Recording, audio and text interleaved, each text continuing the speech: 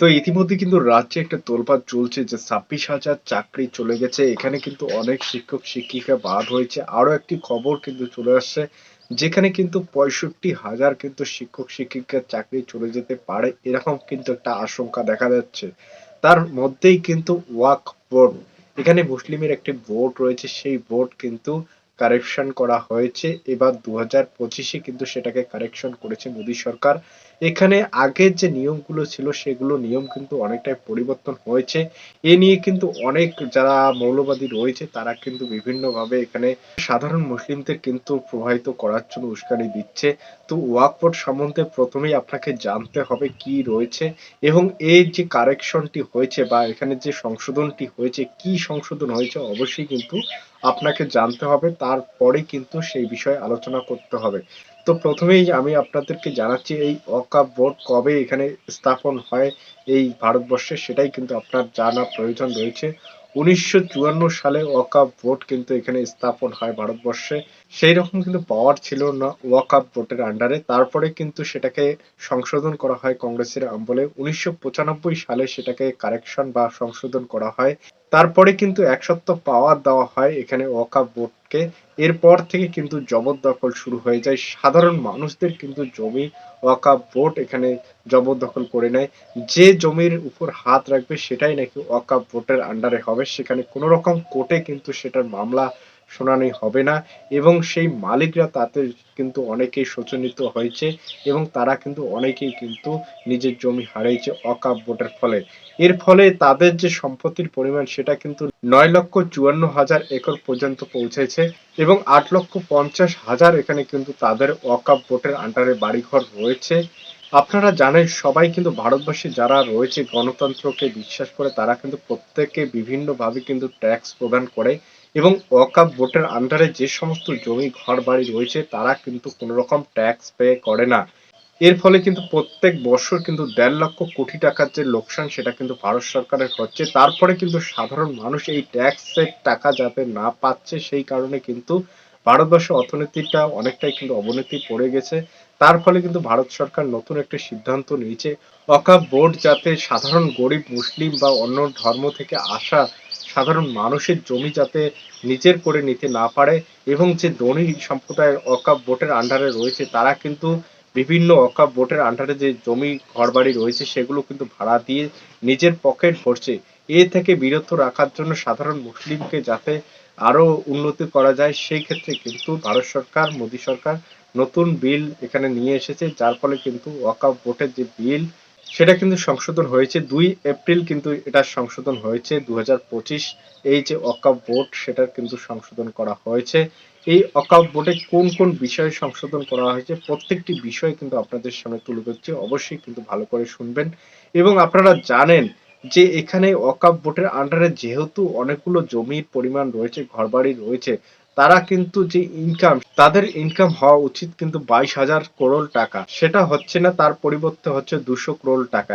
এর ফলে কিন্তু আপনারা দেখতেই পাচ্ছেন যেখানে ২২,০০০ করোড় টাকার ইনকাম হওয়া উচিত সেখানে ২০০ করোড় টাকা হচ্ছে।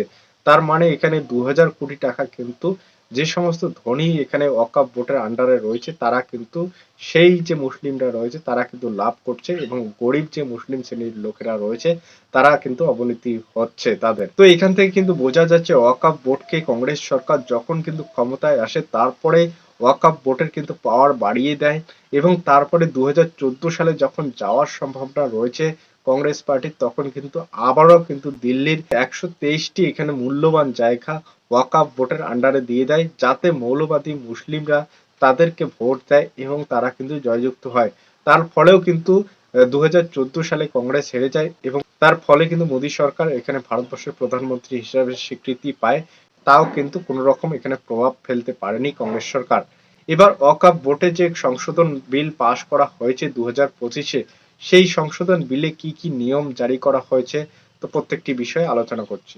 তো প্রথমেই যে নিয়মটি চালু করা হয়েছে যে কোনো জমি যদি পড়ে থাকে সেখানে যদি ওয়াকফ বোর্ড হাত রাখে তাহলে কিন্তু সেই জমির মালিক কিন্তু ওয়াকফ বোর্ড হবে, সেখানে হস্তক্ষেপ করতে পারবে না সরকার না পাবলিক। সেখানে কিন্তু ওয়াকফ বোর্ডের আন্ডারে সেই জমিটি হবে। যেহেতু ভারত গণতন্ত্র রাষ্ট্র তাই কিন্তু এই যে অন্ধ বিচার যে ব্যবস্থাটি ছিল ওয়াকফ বোর্ডের আন্ডারে যে কোনো জমিতে কিন্তু হাত দিলে সেই জমিটি তাদের হবে, সেটাকে কারেকশন করা হয়েছে। এখন কিন্তু আর কোনো জমির উপর কিন্তু হস্তক্ষেপ করতে পারবে না ওয়াকফ বোর্ড। যদি সেরকমটা আবারও করে তাহলে কিন্তু ৩ মাসের মধ্যে কোনো পদক্ষেপ নিলে কিন্তু সেটার বিচার ব্যবস্থা হবে। সেখানে কিন্তু হস্তক্ষেপ আর কোনো ওয়াকফ বোর্ড করতে পারবে না। এর ফলে সাধারণ মানুষের জমি এবং সরকারের পড়ে থাকা জমি ওয়াকফ বোর্ড জবরদখল করতে পারবে না। তারপরে হলো ওয়াকফ বোর্ডের প্রত্যেকটি হিসাব নিকাশ কিন্তু অনলাইন পোর্টালে এখানে পাবলিশ করা হবে, যাতে সবাই কিন্তু সেটাকে নজরদারি রাখতে পারে বা দেখতে পারে। সর্ব পাবলিক ভাবে কিন্তু সেটা করতে হবে, অনলাইন পোর্টাল চালু করতে হবে। সেটার মাধ্যমে যে কেউ কিন্তু সে যে ওয়াকফ বোর্ডের আন্ডারে কতগুলো জমি রয়েছে, কত ইনকাম, সেটা কিন্তু দেখতে পারবে। ওয়াকফ বোর্ডের মধ্যে অন্য ধর্মের কোনো কিন্তু মানুষ আগে ছিল না। এখন কিন্তু ২ জন অন্য ধর্মের মানুষ সেখানে সেই বোর্ডের আন্ডারে থাকবে। সেখানে ২ জন মুসলিম মহিলাকে কিন্তু এড করতে হবে, সেটাই কিন্তু বাধ্যতামূলক রয়েছে ২০২৫ যে সংশোধন বিল পাশ করা হয়। পরবর্তী নিয়মে যেটা জারি করা হয়েছে, যে মানুষগুলো তাদের জমি ওয়াকফ বোর্ডকে দান করেছে তার ফ্যামিলির মহিলাদেরকেও কিন্তু ওয়াকফ বোর্ডের আন্ডারে নিতে হবে। সেটা কিন্তু অবশ্যই এখানে সংশোধন বিলে সেটাকে পাশ করা হয়েছে। মহিলারাও কিন্তু এখানে ওয়াকফ বোর্ডের আন্ডারে এখন থাকবে। এখানে কিন্তু মহিলা পুরুষ উভয়ে কিন্তু ওয়াকফ বোর্ডের আন্ডারে থাকবে এবং লাভ কিন্তু ভরপুর সবাই এখানে পাবে। এবং তারপর রয়েছে শিয়া সুন্নি। এখানে কিন্তু শিয়া সুন্নির ২ জন মেম্বার ওয়াকফ বোর্ডের আন্ডারে থাকবে। তাদেরকে অবশ্যই কিন্তু রাজ্যের এখানে ওয়াকফ বোর্ডের আন্ডারেও ২ জনকে এড করতে হবে। এরপর রয়েছে বড় যেটা কারণ, সেটা হলো মোস্টলি যে বড় কারণ ছিল যে অন্য ধর্ম থেকে আসা মুসলিম ধর্মে গ্রহণ করা মানুষদের কিন্তু জমি অবৈধভাবে জবরদখল করে ওয়াকফ বোর্ড নিয়েছিল। সেই ধর্ম, যে কোনো ধর্ম থেকে যদি ভালো লাগে মুসলিম ধর্মকে এবং তারা যদি মুসলিম ধর্ম গ্রহণও করে, তাহলে কিন্তু তাদের যে জমি সেই জমিটা কিন্তু ওয়াকফ বোর্ড আর নিতে পারবে না। এটা কিন্তু অবৈধ বলে ঘোষণা করা হয়েছে। ২০২৫ যে ওয়াকফ বিল পাশ করে সেখানে কিন্তু সংশোধন করা হয়েছে। তো এখান থেকে বোঝা যাচ্ছে ২০২৫ যে ওয়াকফ বিলটি পাশ করেন সেখানে কিন্তু অনেকগুলো কারেকশন এখানে দেখা গিয়েছে। এখানে মহিলাদের অধিকার এখানে প্রাধান্য দেওয়া হয়েছে। এখানে অমুসলিম ধর্মের মানুষদেরকেও এখানে প্রাধান্য দেওয়া হয়েছে এবং যারা সাধারণ মুসলিম মানুষরা রয়েছে তাদেরকেও কিন্তু এখানে প্রাধান্য দেওয়া হয়েছে। দেশ ভরে কিন্তু এখানে মুসলিমরা কিন্তু আনন্দ উপভোগ করছে যে ২০২৫ যে ওয়াকফ বিলটি এখানে আপডেট বা কারেকশন করা বা সংশোধন করা হয়েছে সেটাতে কিন্তু তারা খুশি রয়েছে।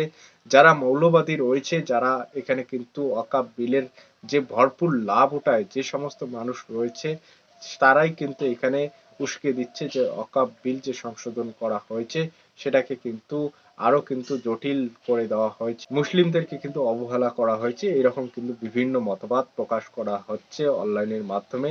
সেটাকে আপনারা প্রভাবিত করবেন না যে ওয়াকফ বিল সংশোধন করা হয়েছে, এটা কিন্তু অনেকটা ভালো করা হয়েছে। এখানে আপনারা জানেন গণতন্ত্র রাষ্ট্রে অবশ্যই আপনারা থাকেন। সেখানে যদি এতগুলো সম্পত্তি থাকা কারণেও যদি ট্যাক্স দেয় না, যে কোনো জমির উপর জবরদখল করে যেখানে হাত রাখবে সেখানে কোনো বিচার ব্যবস্থা থাকবে না, তাহলে কি চলবে? এক দেশ দুই রকম কিন্তু আইন এখানে চলতে পারে না। তো প্রত্যেকটি বিষয় আপনাদের মাথায় রাখতে হবে। আপনারাও গণতন্ত্র রাষ্ট্রে বাস করেন, প্রত্যেকটি মানুষের কথা বলার অধিকার রয়েছে। সেক্ষেত্রে যদি যে কোনো সাধারণ মুসলিম ঘরের মানুষের উপর ওয়াকফ বোর্ড তাদের এখানে হাত রাখে, সেই সমস্ত বাড়িঘর তাদের হয়, সেটা কিন্তু অবৈধ রয়েছে। তো বিষয়টি এখানে অবশ্যই আপনারা মাথায় রাখবেন। আপনার মনে কি মনে হয় যে ওয়াকফ বিল যে কারেকশন বা আপডেট করা হয়েছে সেটা কতটা যুক্তিযুক্ত ভাবে আপনি মনে করেন, সেটা অবশ্যই আপনারা কমেন্টে জানাবেন এবং যদি ভালো হয়ে থাকে সেটাও জানাবেন এবং যদি আপনার মনে খারাপ হয়ে থাকে কোনটা বিষয় আপনাকে কারেকশন করতে হয় সেটা কিন্তু অবশ্যই কমেন্টে জানাবেন। আমার ভিডিওটি কেমন লাগছে অবশ্যই লাইক কমেন্ট করে আপনারা তার রিপ্লাই করবেন এবং আমার চ্যানেলে যদি আপনারা নতুন হয়ে থাকেন চ্যানেলটিকে সাবস্ক্রাইব করে দিয়ে পাশে থাকবেন। এরকমই কিন্তু নিত্য নতুন এডুকেশন সম্পর্কিত বা জানকারি সম্পর্কিত ভিডিও আপনারা পেয়ে যাবেন। এটা কিন্তু কোনো রকম এখানে কিন্তু রাজনৈতিক বাইলেন করার জন্য ভিডিওটি তৈরি করা হয়নি। এটা ওয়াকফ বিলে কোন কোন বিষয় এখানে আপডেট দেওয়া হয়েছে বা কোন কোন বিষয় এখানে কারেকশন করা হয়েছে সেগুলোর বিষয়ে কিন্তু আপনাদেরকে জানকারি দিলাম। তো ভিডিওটি অবশ্যই কিন্তু আপনারা ভালোভাবে ব্যবহার করবেন, কোনো রকম কিন্তু রাজনৈতিক ভাবে নেবেন না।